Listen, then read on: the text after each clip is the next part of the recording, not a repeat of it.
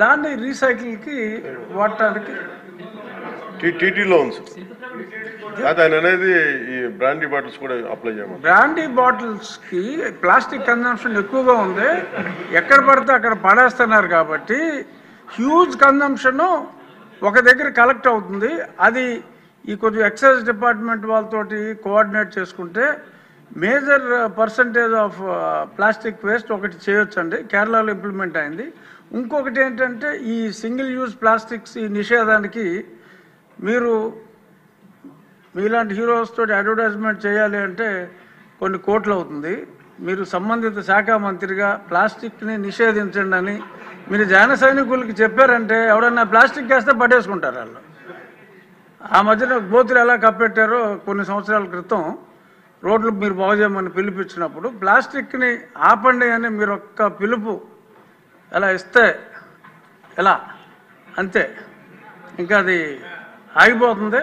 So కాబట్టి సంబంధిత శాఖ మంత్రిగా మీరు ఆ స్టెప్స్ తీసుకుంటే డెఫినెట్గా ఈ ప్లాస్టిక్ భూతాన్ని అరికట్టాలంటే అది మీ వల్ల సాధ్యమయ్యే అవకాశం చాలా ఎక్కువగా ఉంది. కాబట్టి ప్లాస్టిక్ గురించి మీ అవగాహన ఇందాక మీరు చెప్పారు, ఎక్స్ట్రాడినరీగా మొత్తం అంతా ఎక్స్ప్లెయిన్ చేయటం, తల్లి గర్భంలో కూడా ఈ పొల్యూటెంట్స్ మైక్రో పొల్యూటెంట్స్, ఇలాగే విలేజెస్లో సిటీస్లో కొంచెం డిజిటల్ బోర్డ్స్ని ఎంకరేజ్ చేస్తే ఈ ఫ్లెక్సీలు మానేసి ఆ అడ్వర్టైజ్మెంట్ ఏదో డిజిటల్ బోర్డ్స్లోనే ఇచ్చుకుంటారు ఆ ఫంక్షన్లప్పుడు దానప్పుడు. కొంచెం ఆ రకంగా డిజిటల్ బోర్డ్స్ని ఎంకరేజ్ చేస్తే this might also come down quite a bit sir.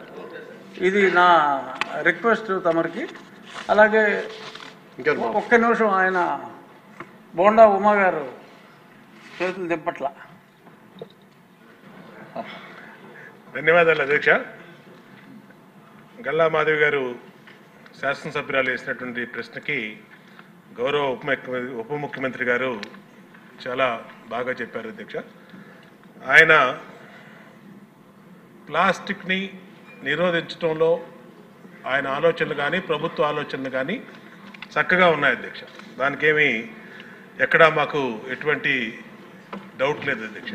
కానీ ఇక్కడ పొల్యూషన్ కంట్రోల్ బోర్డు అధ్యక్ష చాలా నిర్లక్ష్యంగా పొల్యూషన్ కంట్రోల్ బోర్డు అసలు ఉందా లేదా, అసలు ఆ బోర్డు కానీ దాంట్లో ఉన్న టాస్క్ ఫోర్స్ కానీ దాంట్లో ఉన్న మెంబర్ సెక్రటరీ కానీ ఎక్కడా కూడా పని చేస్తున్నట్టు ఎక్కడా కనపడతలేదు అధ్యక్ష. ఏదన్నా పని మీద వెళ్తే డిప్యూటీ సీఎం గారి పేరు చెప్తున్నారు అధ్యక్ష. ఆయన చేయొద్దన్నారు, ఆయన ఆఫీస్ నుంచి చెప్పాలి, ఆయన మాట్లాడాలి, ఆయన వెళ్తే కలవట్లేదు అని డైరెక్ట్గా చైర్మన్ గారు చెప్తారు అధ్యక్ష. Please subscribe to Leo news for more videos.